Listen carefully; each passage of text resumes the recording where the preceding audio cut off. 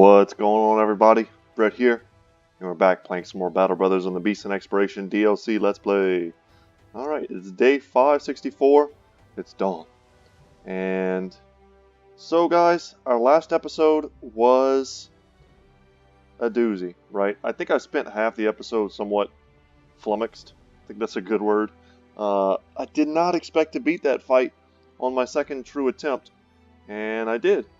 And that was great, and it was a fun fight. It was a different fight. But that kind of leaves us without any real in-game content to dive into. Warriors of the North still isn't out. We don't have all the flavorful additions that are coming with it yet. We could still mess around with the map and do certain things. But I think at this point, I think this is going to be a farewell episode. I want to do a few things. There may be some kind of cool armor here. We'll head up, probably do the quest around Eichenberg, and then perhaps just call that. It's sad to say farewell to such a long-running series that I've done. The longest-running one that I've done on my channel, that's for sure. And yeah, so I'm sad to see it go. I hope you guys have enjoyed it this entire time. In anticipation for this fight, moved our group around. We know that there are going to be some necrosavants in this place. So let's go ahead and get in. And let's take this battle. I can talk more while we fight. So a plethora of legionnaires and some necrosavants. This is not a pushover fight. We've got all of our newest brothers in here. Sir Eswig is in, and so is Sir Ballon. And yeah, so we're going to take this fight. We can intern with all of our frontliners. Oh, got my buddy showing up. Probably need to put that on silent, but I think that's fine. We'll take a couple shots on some of these legionnaires. It's not a must. You're never going to get a ton of damage hitting these dudes from range. But our frontliners should all just pass. What we're most worried about right now is necrosavants, but the necrosavants don't come forward until the front lines clash.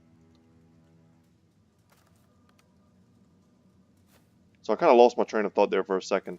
But the biggest thing that I'm thinking right now is that I don't want the necrosavants to claim this high ground right next to my archers.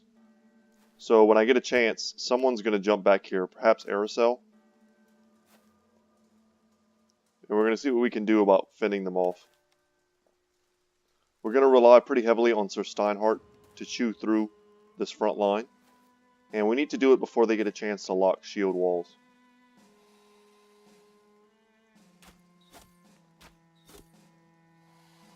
Okay, we'll take it. Just deal a little bit of damage to their armor. And now we start to just simply pass. So that looked like 4 to me. 4 necrosavants, that is. Yeah, and let's jump back here. We can leave a little gap.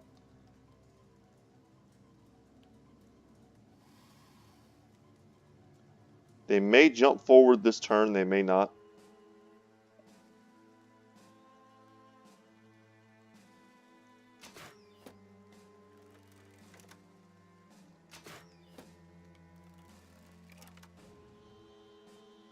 Okay, and that's also fine. I think what I may do is perhaps jump Sir Eswig back here. Never mind. He's locked down now. I was thinking this kind of defensive spot here is a little bit redundant. We could have got someone else back here to help defend. But when we pull out our melee weapons, we should be fine. Our back line is pretty heavily armored. And in opening up this spot, we knew they were going to be able to jump in. But that's okay. We were anticipating taking out our melee weapons this turn. And we're going to certainly turn with Sir Steinhardt and nuke this guy.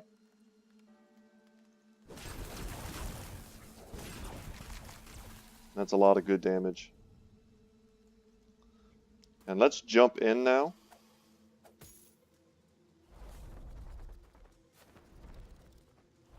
And let's watch them do their little hopscotch maneuver. If they surround Sir Willem, that'll be probably just fine.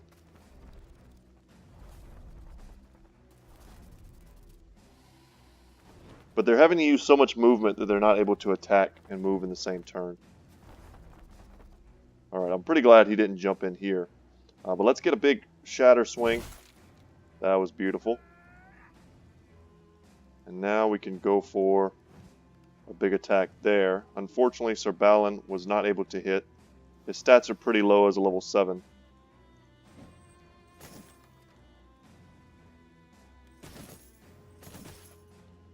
That weapon had a pretty high chance there of finishing them for us. I have some dogs.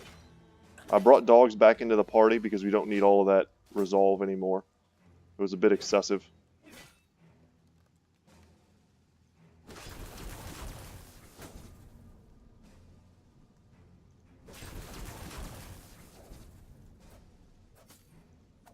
Man, would have been great to get that kill.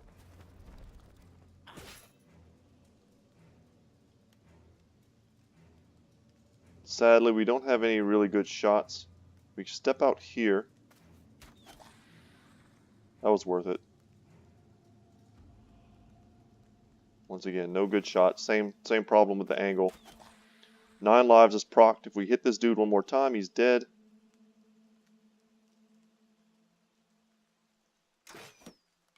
We just need a little bit of piercing damage there. But that's nice. And we'll wait.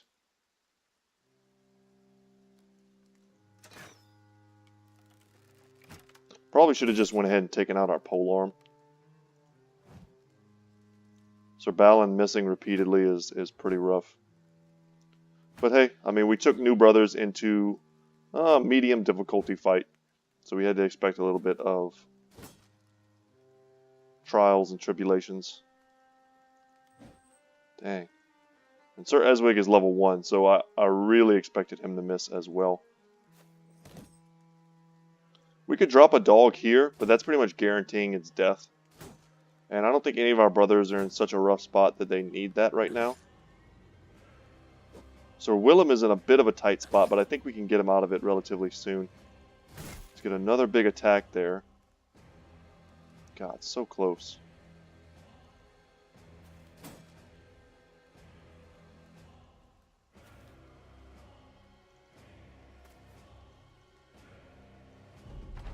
Alright, they're going to jump around. They're almost certainly not going to stay here. Yeah, and they're going to go for Raymond. Wouldn't be surprised if he takes the other spot. No, he goes for Ramen.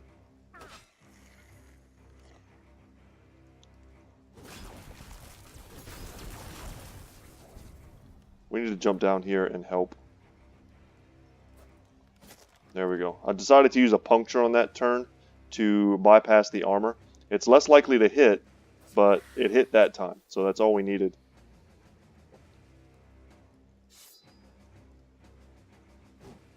Get Raymond's weapon out.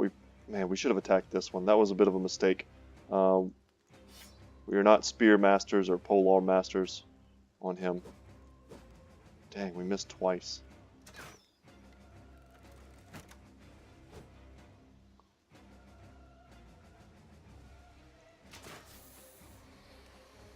I'll take that. And before we reload, we should be able to attack again. Man, So we really wanted to trigger his 9 lives there to have a chance of actually killing him. So now he gets to go one more time.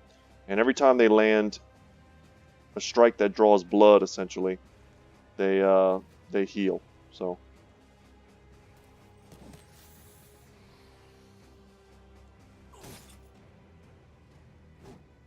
still a lot of these legionnaires with polearms in the back.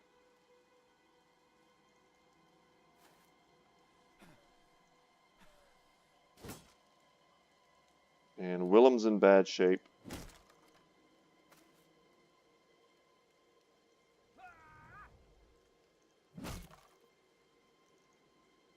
Nice little intern pick there. Alright, going on Gwent. Why don't y'all go pick on Lance? Alright, and he healed a bit. This is perfect. Just straight down the line. That's 3 kills. Nice. And this time I remember to attack someone 2 distances away. Or 2 tiles away, rather.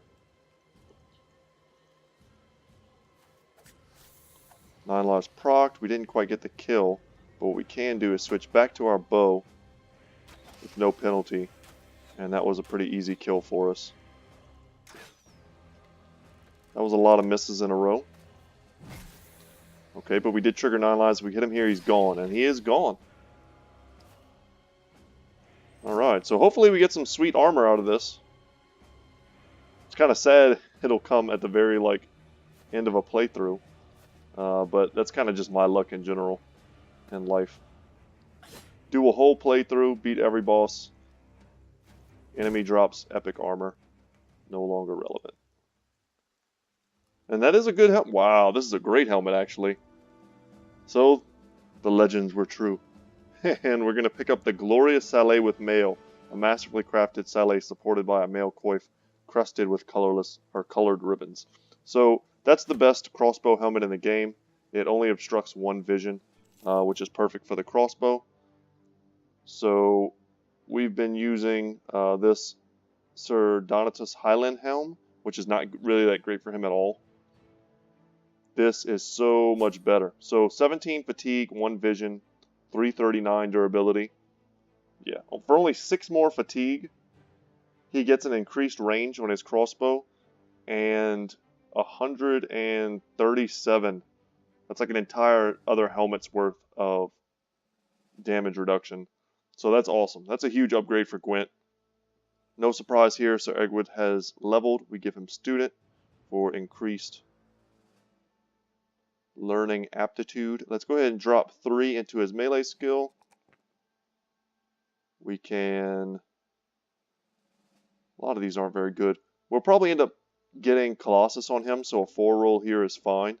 And we can take a natural 4 into his resolve and really never have to pump that again. It's so high already. And yeah, that's good. So that was just a fun little aside as we go to try and do our greenskin quest here in Eichenberg. But I know I was on a bit of a train of thought there before I got a little message from my buddy. But yeah, I think I was basically just talking about how this is going to end, and I've got other playthroughs that I need to finish up, and I'm excited to get back to those. I will be anticipating pretty heavily getting into another season of Battle Brothers, but only once I think the Warriors of the North drops. When that happens, I mean, that'll be all the incentive I need to get back to Battle Brothers. And for those of you who have enjoyed the series, I appreciate it.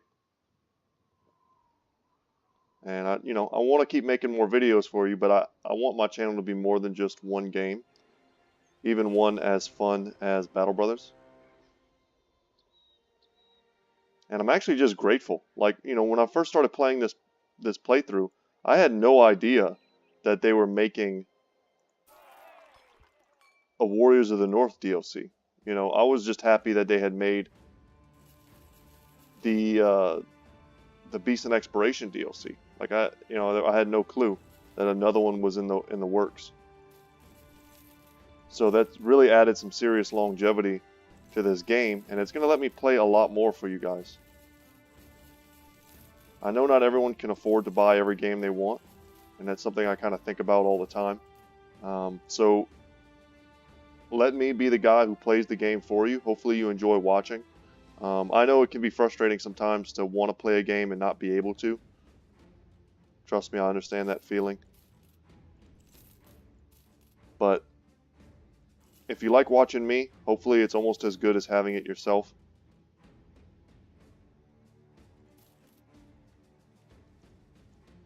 That's why it's important for you guys to leave me feedback in the comment section. It has nothing to do with me getting YouTube stuff, because at the moment nobody pays me to make these videos. I do it for fun and really just to get to know y'all. But if you leave me a message in the comment section telling me how you would do this or how you would do that, believe it or not, you will directly impact my campaign and my playthrough. I've taken a lot of advice over this 105, 106 episodes, and I've made use of a lot of it. Ooh, this is going to be a tough fight. Yeah, I've made use of a lot of that advice, and it's made the gameplay better.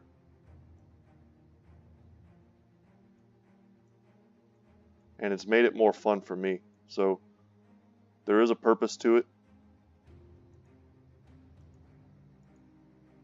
So right now I'm asking myself, do I want to switch anything out? And having more war bows against all of these low tier greenskins is awesome. But I am still just trying to level up Gwent. I don't know, though, if this is a great fight for Sir Ballon and Sir Eswig. But if this is going to be the last episode, let's give them a chance to fight our newest brothers and try and take on some orcs. I was really hoping to get a fight on like a road map, but we're kind of out in the snow here. And I tucked these two into the center and basically am babysitting them with Sir Steinhardt. So let's just pass with our high initiative guys.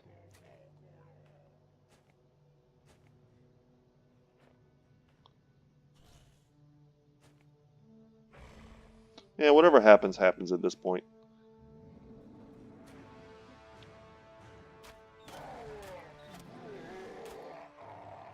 Yeah, that was a bit of a wasted shot. This rock kind of blocked me a little bit. Could have easily probably hit this dude in the chest. A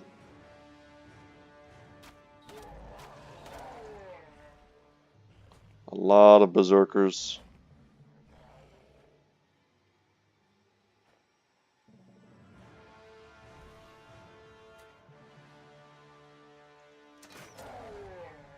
Nice shot there from Gwent, who can actually see now that he's wearing an appropriate helmet.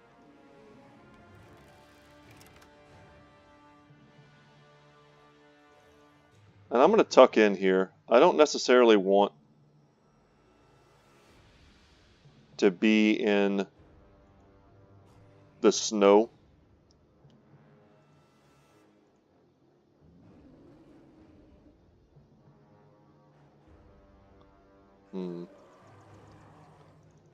I think I'm going to jump out of the deep snow.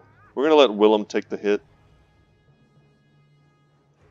And the big thing here is making sure that we get Indomitable off whenever we can, so that we're not getting stunned. So let's take a look at this stuff. This is a chance for us to use some items we don't normally get a chance to use. To eat or give strange shrooms. Give to an adjacent ally or eat yourself. Strange shrooms enter a state of trance-like rage with no regard for your safety. It may result in sickness.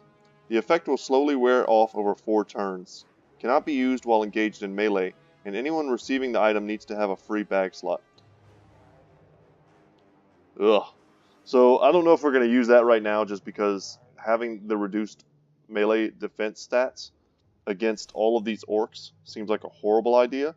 But we can coat our weapon with poison, which I like a lot. On a dagger, bro, you get a lot of attacks. So what it says here is this character is using a weapon coated with poison. The next few hits doing at least 6 damage to hit points will apply it. Targets affected will have blurred vision and a hard time moving in a coordinated fashion until the effect has faded. So maybe we'll use the mushrooms towards the end of the fight. Take a look at the amount of damage we can do. But yeah, we need to expect a lot of stuns on this turn.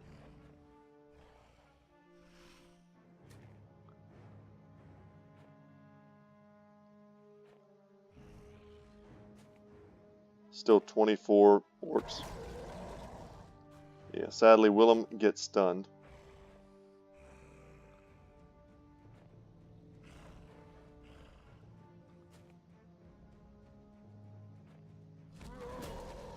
Yeah, and Lance is immune. Honestly, could have not used Indomitable. Simply because of the necklace he's wearing. He's wearing the necklace we received when we finished the Orc incursion, which makes him immune to stuns.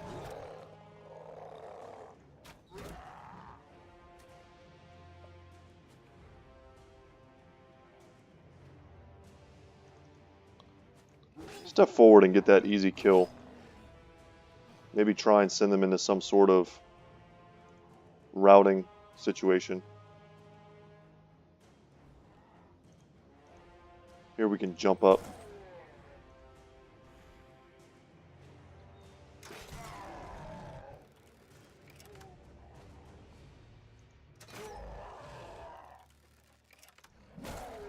Yeah, and expected really big damage there from Lance.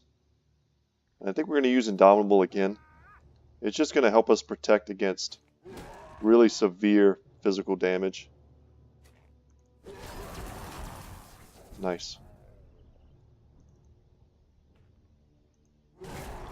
Huge hit from that axe on Sir Ballon.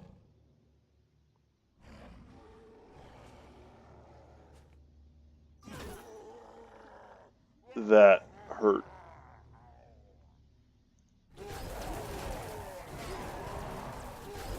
Yeah, let's take him out of the equation. Although this orc here may still focus him. We may get a chance to attack before he does. We'll have to wait and see. Oh, that sucked.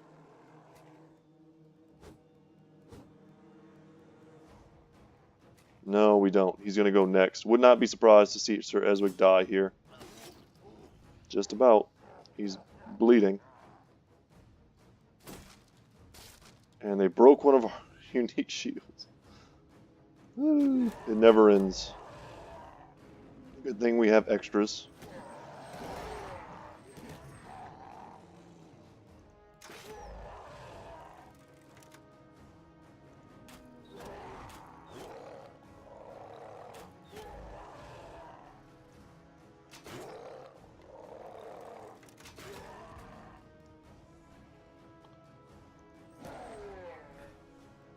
So we're cleaning house a little bit. But, I mean, our boy is going to bleed out and die.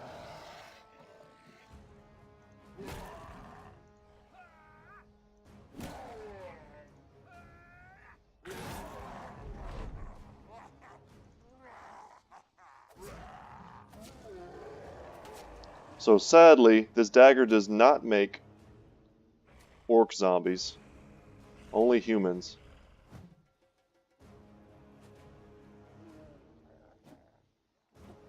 And I think Sir Edwig is doomed. Taking a level 1 guy into a fight like this was certainly risky. And there he goes. So we get to lose a brother on our last episode. Not sure if that's fitting or not. Kind of feels fitting.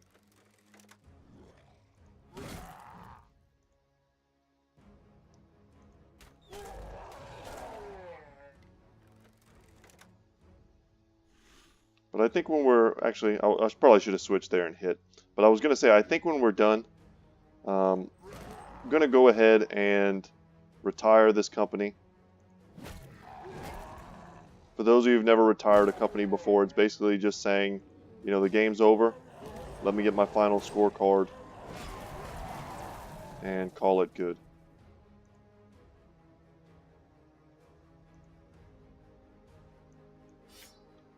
Our crossbow was loaded, but it doesn't matter.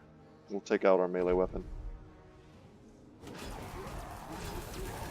The only thing I really had left to do is I wanted to test out some of those potions.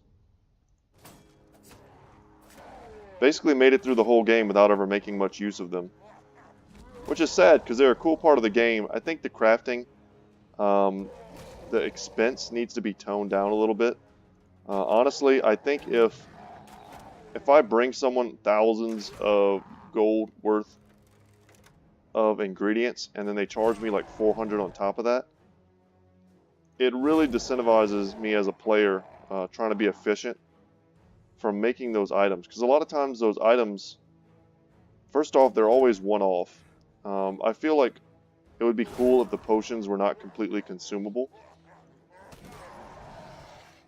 If they could be recharged like once a day. I don't know exactly how much sense that makes, you know, because a potion is a limited thing. But I feel like it at least needs more charges, maybe like 3 charges per potion, in order to justify giving up all of that value. And a lot of times the crafting materials that you're using to make those potions can be used in other things. And it makes you feel like you just don't want to do that. And it's just the effects just in general aren't that good, sadly.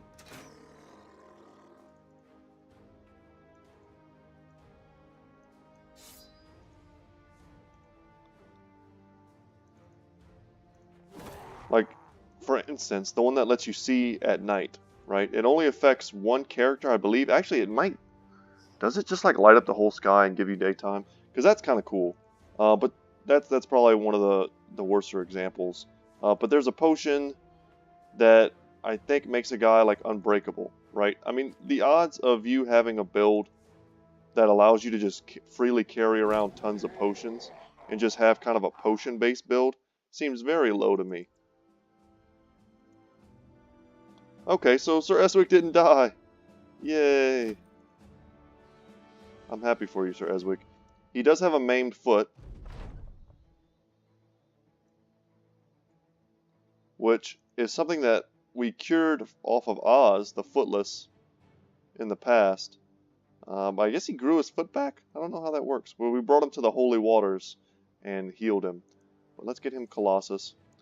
And the worst thing that happens here is that he's got minus 20 initiative and 1 additional action point per tile moved. That's not great, but if he's just a shield bro, then it doesn't really matter. It was even easier on Oz, simply because Oz... it sucked that he lost the initiative because he does have dodge, but the movement wasn't a big factor because he's a crossbowman and basically he just wants to stand still anyway. So that wasn't a big deal. And we'll do something like this on him. Okay. And Willem the Pimp lost his shield, so we should definitely hook him up. Let's give him the living shield from Steezy, and we can give Steezy, make Steezy carry the big heavy one from the Orc. As a matter of fact, carry that too. He's an axe expert. So there you go, Steezy, you got it. All right. But yeah, that's pretty much it. We could check out the potions. I don't hate doing that. Let's see which ones we have and see if they're honestly worth it. If we have anyone that's really dissatisfied, you know what? Let's use the Happy Powder. We've never used this before. We were able to just kind of naturally keep our brothers good to go. Let's give it to Sir Eswick. I feel like he deserves it. Oh, they gotta snort it. I wonder if you can make someone like a Happy Powder addict. If that's like a horrible trait you can give them. Ugh. Okay. So this should turn this white face here into like a dark green face, is what I'm assuming. And it does. Did it give him any other like negative effect? I don't see anything. But he is like euphoric right now. Awesome. So we use that. What else do we have? Potion of Knowledge. This will help you to level up. Do we have anyone we really want to level up? I mean, we can give that to like Sir Ballon. So let's see what it exact 100% experience gain, but it only lasts for 2 days. It doesn't last for like 2 fights, which would be much better. 2 days. So you have to take as many fights in 2 days as you can. Which actually, if you're like poised to take fights, that would be better.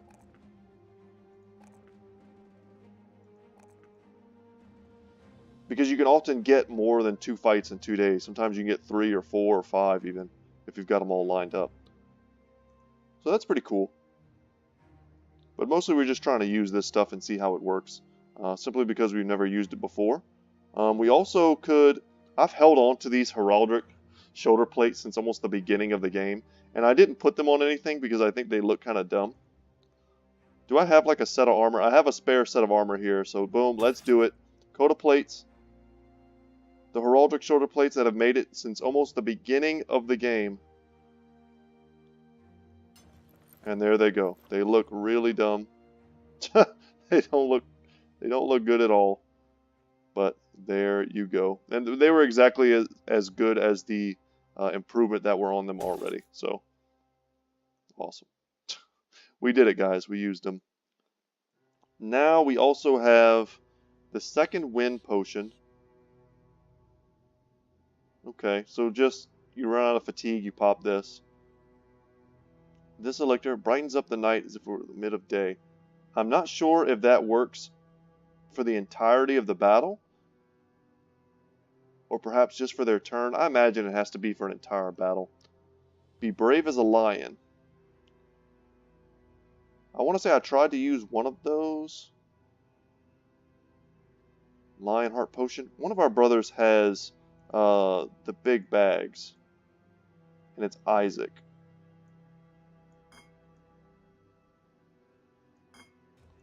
We did get to make good use of an acid flask in the Kraken battle. I think we used 2 of them. That was pretty clutch. So that was a case of us finding the perfect use for the crafting items and being able to use them. Let's just go ahead and go full potion. Early game, we made use of the crafted nets. We made them. We bonded the throwing nets with the spider silk and made that. That was pretty handy. Of course, we've made tons of bone platings and direwolf pelts throughout the game. The direwolf pelts were awesome in the early game for free durability without any fatigue.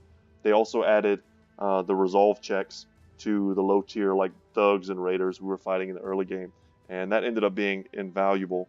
Bone platings, of course, were superior once we transitioned into the late game. But yeah, all in all, I would say the crafting for this game has been a great success. We're still, I mean, we're wearing Linworm crafted shield and cloak. We're wearing stuff crafted from the Kraken battle. Let's check out this fight here. We may need to move some people around. We definitely want to bring in our boy there. We want to take out Sir Eswig. We can bring him back in. And then we'll leave Ballon in because we just gave him the potion. So we need to look to use some of these ridiculous potions here. And we'll see how the one works that lights up the night. And I think this will be the last battle of the series, guys. The last battle, and then we'll go and we'll turn in our... my brain is fried. We'll turn in the quest. And you know what? We're going to eat these damn mushrooms.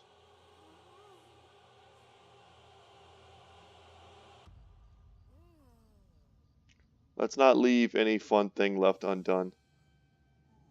No regrets.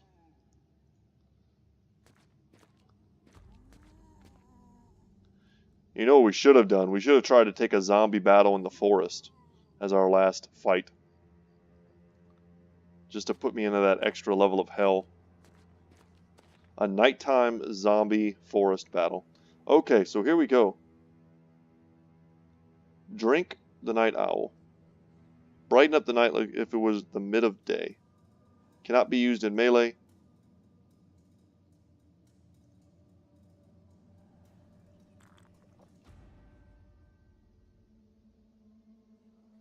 So, yeah. I think what happens is this character can now see as if it were daytime.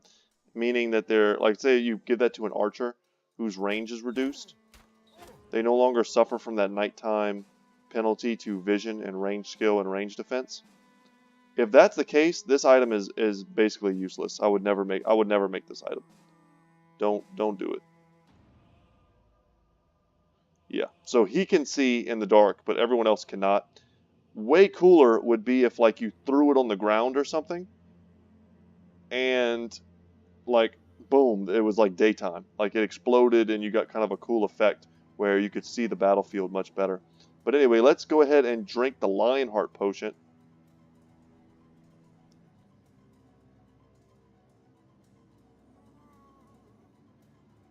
Or maybe the Iron Will. So now we've given him Iron Will. I feel invincible.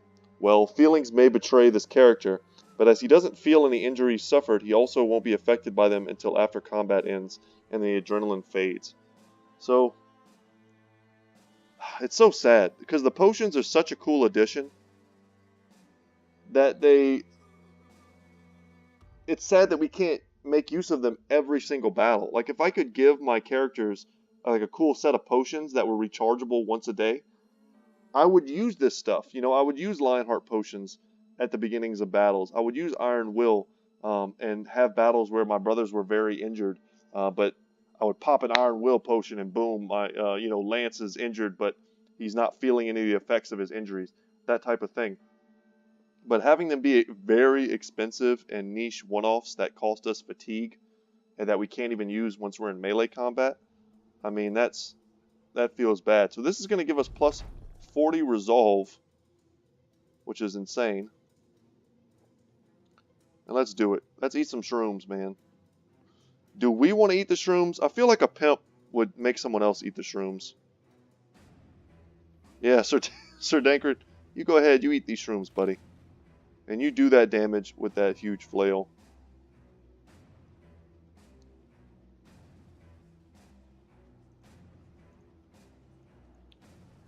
Pass with everyone. We don't know whether or not anyone's going to be able to engage us. Oh, did he not? Oh, we're just kind of like passing it down the line. Okay. He has to actually eat it himself. That's good to know.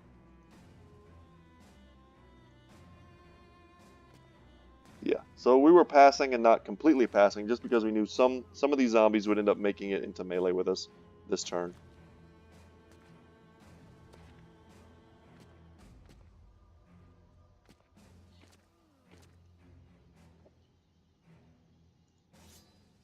And I kind of like this second wind potion on a spear, bro.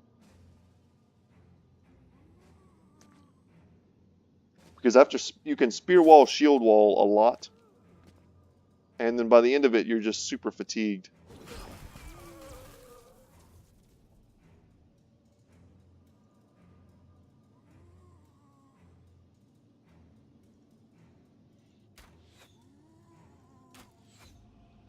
Yeah, I have to expect to miss every shot just because it's nighttime.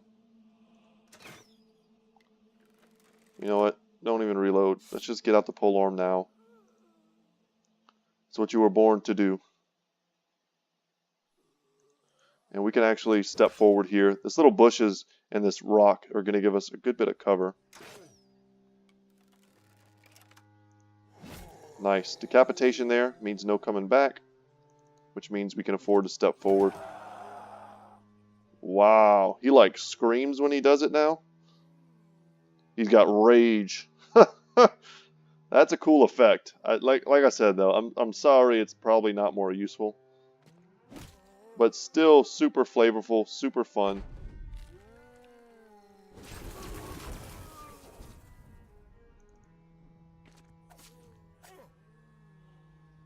Okay, there are a bunch of Geists on this battlefield. That's good to know. We'll probably get out our banner as soon as we can. Let's make sure our last battle that we record goes well. You know, and we can take a shot. We can take this crossbow shot. Get that kill. Now let's step up into here and give everyone that solid resolve bonus. So it has not evaded my notice that there are several fallen heroes here.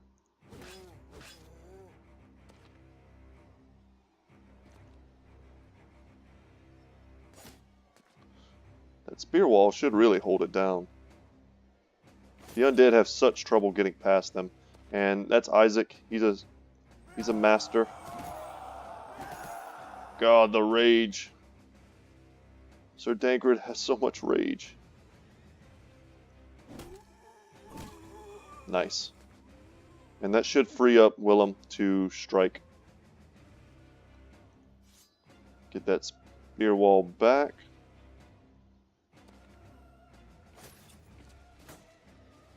He is a master, so these two spots are still locked off. But we're going to go ahead and step in here. What we really want to see is our lightning trail off into these Geists.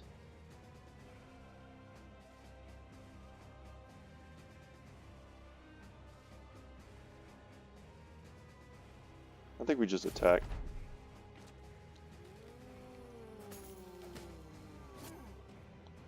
Did a little puncture on the last one, trying to get some HP damage. If anyone thinks about running, we have multiple forms, multiple ways of bringing people back. Let's get that easy kill, and let's hope to trail off into another Geist. Dang, not quite.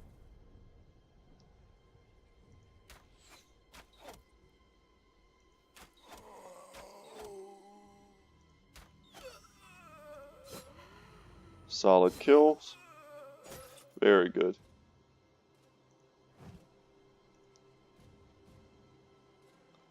And let's get Aerosol back here and have him start assassinating Geists. I'm happy to see certain characters make it all the way to the end, I have to say. Aerosol has been our sergeant for the entire playthrough.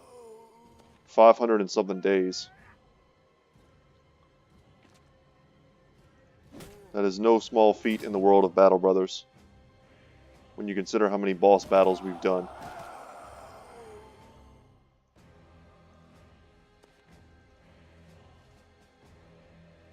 Oh, there's a tree here. I can't even see it. It's dark, and it's behind his big goofy helmet. I was wondering why I couldn't step in on the Geist. I wanted to go around. But yeah, seeing Sir Aerosol make it kind of warms my heart a little bit. He's also named after a subscriber, which is pretty sweet. Seeing Ragnar make it, used to be Ragnar the Slow, because he was a big dummy when he first came to us. And now, you know, he got tutored by Yaku, who made it. Yaku being our monk character. We just have so many little stories, I guess is what I'm trying to say. And a lot of those characters did make it until the end. Hondo is someone I thought was going to make it to the end. Sadly, he did not. I think the only companion, the only first original brother we have left, I think, is Raymond, which is kind of crazy.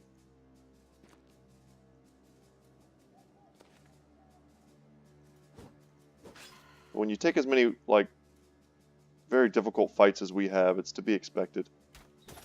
So we're going to shoot at the Geist and expect that we're going to miss and hit the fallen hero. It's indomitable. I expected him to go down the line. I was just about to say that. I don't think he's going to hit us. I think he's going to go for the bigger line shot. Spear's doing decent damage, considering what it's hitting. The rage. So, I mean, if you know, or if you have a strong feeling like you're not going to be getting hit, the mushrooms are pretty good, right? We're doing huge damage with Sir Dankard because he's attacking 3 times.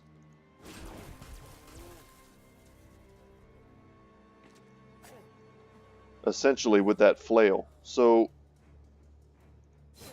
he's getting that 40, I think it's a 40% bonus. He's getting it multiple times.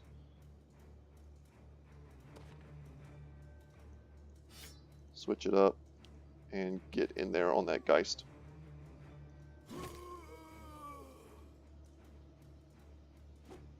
So I could see the benefit to eating a mushroom on certain select characters with certain types of weapons.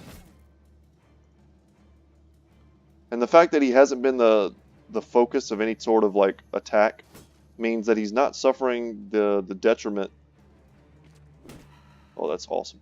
Of having all of his defensive stats reduced.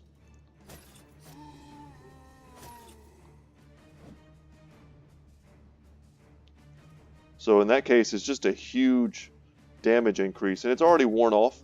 But I think that was probably worth it. He got a lot of bonus damage from that weapon. And against perhaps slightly different enemies, we would have seen even more effectiveness. I think especially against human opponents, it would have been really strong.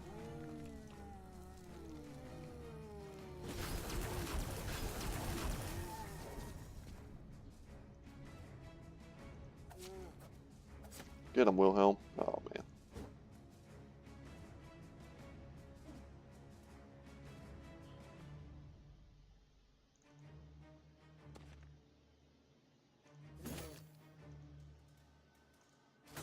Almost done, guys.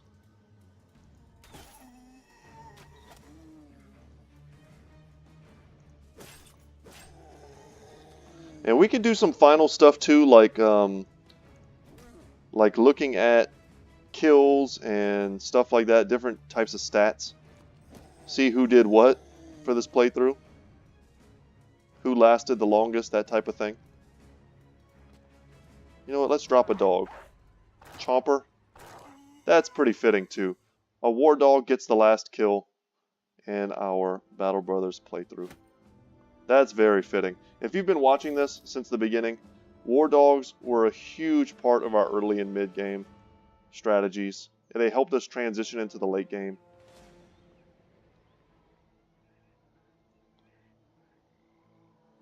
And we made our first Battle Brother that we picked up, Battle Brother being the unique dog that you get through an event. We've had, I think, 3 of those, sadly, over 566 days. But we managed to keep the first one alive for a long time. We made him the very powerful dog armor from Unhold hides. And it was able to keep him alive, but some enemies just don't care about that armor at all. They still one-shot a dog. And when we started taking on Necro Savants, we lost a lot of dogs. We used them to absorb tons of hits. And that was sad, but at the end of the day, you know, when it's brothers or dogs, you got to go with brothers. So that was it. Let's buy everyone around. There we go. Get everybody a bit drunk. And on that note, we can... Brigands just popping up. You're lucky I'm getting ready to retire, guys. Show our factions and relations. We did make it to Invincible. Our renown is at 10,000. Yeah, that's pretty huge.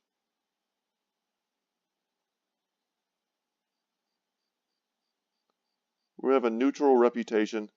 We're friendly with House Steinwall. We had to make a lot of tough decisions. The game kind of forces you back and forth over and over again over the course of the game. We could probably play just a little bit more and make it to allied with that noble house. It would probably just take us sitting here and grinding for a day. And I mean like a real life day, which I'm not super willing to do. So I hope you forgive the fact that I'm not going to get every single ambition done. They're not that important. But that's pretty much it. That's all the information you can really glean from this. We got so close to doing that ambition so many times and then ended up kind of falling on the wayside. Let's take a look real quick at the obituary. We've lost 10 men on this playthrough. The first person we lost was Emmerich, killed by a brigand thug. We lost Randolph the Mauler, ripped to shreds by an Exerher. I still remember this fight. Gunbert, cut down by a brigand raider. Some of these dudes were really strong and super promising early game characters that never quite made it out of the early game. Giro Woodstalker was our first ever Beast Slayer. That's a new background. And he lasted for a while, 147 days. 98 battles, 80 kills. He bled to death. That was rough. I think he died in the Kraken fight, which was a pretty amazing way for him to go, fighting the Kraken. Sir Wilhelm was also another powerful brother that I was sad to lose next to Bernfried, Sir Varandox, Hondo, and Ivar. I think we lost all of these in the Black Monolith fight, maybe 1 or 2 of which, had I, in the later stages of that fight, pulled back and been much more conservative and made them like chase us a bunch, I think we could have kept a few of them alive. But the big numbers here you see on Bernfried. He's one of our original brothers, impaled by an ancient honor guard, and also Hondo the Brutal, one of our first subscriber pickups, cut down by an honor guard. Look at the kills on Hondo. 682. He was only in 438 battles, but he killed 682. So definitely a heavy hitter for us. And then Ivar had some pretty fun backgrounds. He was kind of a raider, I think, who was a drunk, who kept losing all of our stuff. And we kept having to beat him and get him to clean latrines to get him to stop losing thousands of crowns worth of weapons and armor. But he was a powerful axe bro, and it sucked to see him leave, or die rather. And then Baldwin, our sword master, died at the hands of a fallen hero, like the same day that he started to feel old and gave us this kind of speech. So that was pretty fitting as well. So a lot of fitting deaths. Losing a beast slayer to a kraken, losing a sword master to a fallen hero the day after he becomes old, losing some of our most stalwart heroes on the day that we take on the Black Monolith. All very fitting. So just one last homage to them, because a lot of those characters were named by subscribers, and just want to say thank you to all of you who subscribed and requested named characters. Definitely in our next playthrough, we're going to do the same thing. Some names might come back. I hope they do, actually. I hope some of you who are watching now watch the next playthrough. And just remind me, some of you comment a lot, so I know who you are, but some of you maybe only commented once or twice to ask for a special brother. And if that's the case, definitely let me know again. And if you want, we can get you a new name, or the same name, and perhaps a different title, that sort of thing. But I'm looking to play completely different than I played this time. So we'll see whether or not that pans out. But that's what I would like to do. And I think we'll be able to do that based on all of the new things they're adding. So I anticipate us being able to make more unique builds. And if I have to, I was thinking about bringing in a mod that could let me get just a few more perk points. That way, and I wouldn't use them to make our characters immortal, like just getting all of the defensive buffs or anything stupid like that. I would use it to try and get some of the movement, like footwork and Pathfinder and things like that, rotation. Footwork and rotation are probably the two biggest ones that I'm interested in. And getting those onto our brothers so that we can do a lot of cool, we can make more decisions and make more plays. That's really what I'm interested in. And so I may change up the next playthrough in that way, but I hope you stick around and find out. And I guess with that, that's pretty much it. Can we look at like unit stats? I'm not sure if we can. Oh, here we go. We just need to hover over them. So Isaac, with the company for 561 days. He killed the Ratchageist. Wow. That's awesome. 561 days. Isaac the Stoic, one of the first spear brothers we ever picked up. He was a simple fisherman and gluttonous and fat. He ate all of, and disloyal. The fact that he made it this long is incredible. He ate so many, he ate 2 poison apples. Like the super rare crafting ingredient. He did so much stuff like that that it was painful. We have Sir Steinhardt. The most powerful opponent he vanquished was a Lindworm. That's pretty fitting. 710 kills for 300 battles. Averaging over, it's like 2.25, something like that, kills per battle. That's pretty sick. He's been with us for 402 days. Sir Chris the Realist, 403 days. Also vanquished a Lindworm. I do remember that fight. I think that's why we ended up giving him the shield. Kind of a fitting trophy piece for him. Sir Ballon is new. He was able to kill Hakron the Brigand. That's pretty cool that he was able to kill a named character. Good on you, son. Aerosel Darkar the Phoenix has been with us for a long time. 563 days so far, that is the most. 572 kills for 488 battles. Early on, we leaned on him quite heavily. He took our first ever Tier 3 weapon, the Noble Sword, and we were able to make a lot of use out of him, and he has also vanquished a Lindworm. Sir Dankred has killed an Orc Warrior, and has been a solid brother the entire time we had him. He leveled up quite fast. Willem the Pimp has also killed an Orc Warrior, and that was part of a fun event thanks to Yaku. Yaku almost deserves his own, story. story arc. Just because he went from being a monk to a flagellant, he helped us in so many events. I would highly recommend, guys, picking up a monk if you can in the early game. And there's just so many times when you're going to be able to talk your way out of some horrible scenario thanks to the monk character. So not a lot of kills. He was always a weaker spear bro. In the early game, I think even the character who asked us to name him Yaku said, "You know what? You should just get him killed." And I was like, "Nah, man. We don't just kill brothers. We have to let them try and fight and die naturally." And he killed an unhold. He saved us so much hardship, and in the end, he was a pretty awesome brother. Ragnar here, 549 days. Responsible for killing the beasts of beasts. Awesome. I think that's the Kraken. I think he landed the last shot into the Kraken. 581 kills.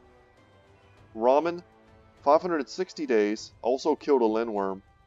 He's been with us for a long time. Very, very decent character for how low his range skill was. 67.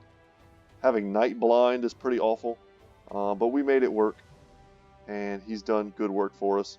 All of our brothers are currently like drunk right now, so their stats look a little off. Gwent was able to kill a Hex. Also, another solid brother I was happy to have as a Witch Hunter.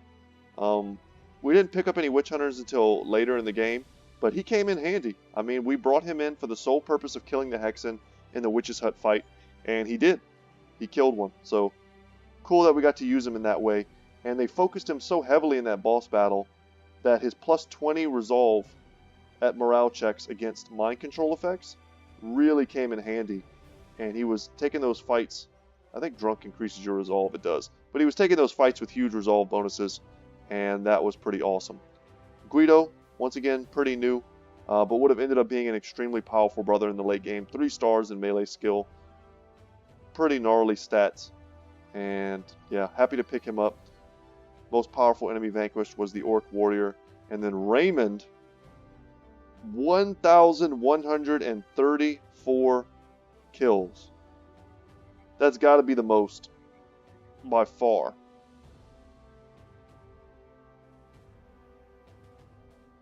Honestly, I can't even believe that.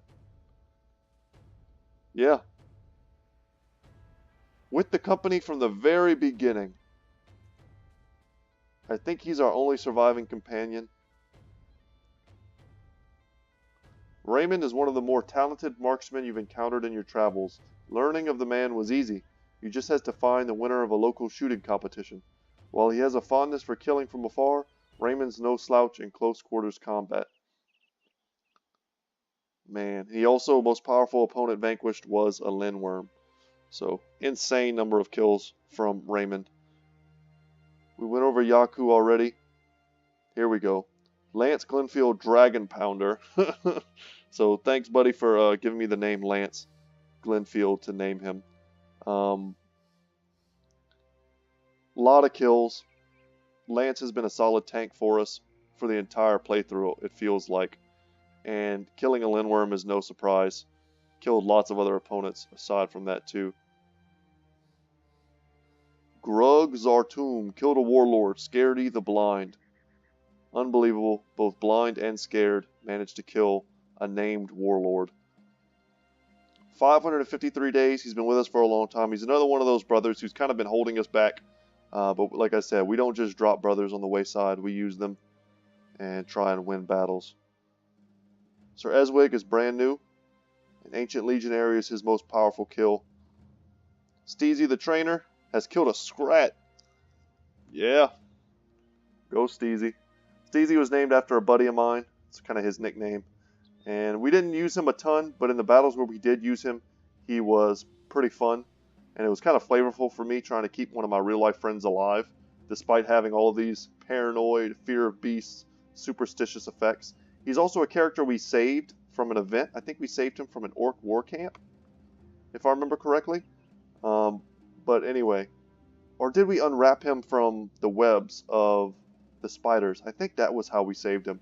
But very cool keeping him in the company as a retired soldier. Lots of cool events around him as well. Wolfgang, 558 kills. He was able to kill an unhold. He's been with us for quite some time as well. Oz, 561 days, been with us for a long time, able to kill an unhold. Miraculously able to heal him with the holy waters from, I think that was the ancient temple. No, that wasn't the ancient temple. That was the really creepy tree place. That legendary location with the living tree that gives you water. 173 kills. And then Edgel, the arrow maker, who never did make us a master-crafted bow. We kept this wood in our inventory for like 500 something days. And all he ever made was the wonky bow. Never made us the super rare master-crafted bow, which sucks. But we tried, and the best enemy that he killed was a lindworm. So guys, without any further ado, that is going to be it for me today. That's going to be it for this playthrough. We can zoom out and take one last look at the world and all the things in it. I had a lot of fun. It's been a long journey. This playthrough started with me at the beginning of what I hoped would be a long time doing YouTube videos. Okay, one last event, I'll take that. But to finish my thought, it started with me at the beginning of wanting to do YouTube. And whenever I thought of making a YouTube channel, this was one of the top 2 games I wanted to make content of. And I started doing dry runs for streams and making videos using this game because I felt like I knew enough about it to talk and not just to stumble over my words and to, you know, I felt like I could do a good job at making videos of this game. And the fact that so many of you still are watching after all this time tells me hopefully that I have been doing a good job. And it gave me a lot of confidence to keep doing YouTube. And yeah, I just want y'all to know that. So Battle Brothers is more to me than just a fun game. It's also been a game that's helped me get more comfortable as a public speaker in a way. And also making videos on YouTube, which is not easy for me because I'm technologically challenged as just kind of part of who I am. And I always struggle with that. But it's helped me get past quite a few different roadblocks in my life. And it's given me something to fill up my days with, which is always appreciated. So, yeah, it means a lot. As you walk along the roads, a throng of ragged-looking men speed past you. They clear off the path and jump down into an embankment and hide behind a wall of bushes. With the shrubbery still swaying, another group of men soon appears. Before the first man even speaks, you already know what's coming. Apparently, some laborers had agreed in union to abandon a project over what the pursuing overseers simplify as issues. They ask if you have seen these ne'er-do-wells. We're going to lie. We haven't seen anyone. I'm not about to have my last event in this game be me helping noblemen oppress some poor dudes. I don't know how this is going to end up. We may end up taking another battle. Who knows? With your finger still pointing the wrong way, the overseers take off. Their angry barking fades into the distance. When they are gone, the laborers slowly emerge. They appear rather surprised that a sellsword didn't sell word of them in the bushes. One by one, they take off their hats and bless you for your mercy. One even calls it justice, a strange word in a mercenary's ear. Farewell. What a fitting end. Literally the word farewell. Us getting to save some peasants from some crappy noblemen who've abused us this entire game. And we get to save them. And it's almost as if the game itself is saying farewell. A fitting end. And honestly, probably the name of this video.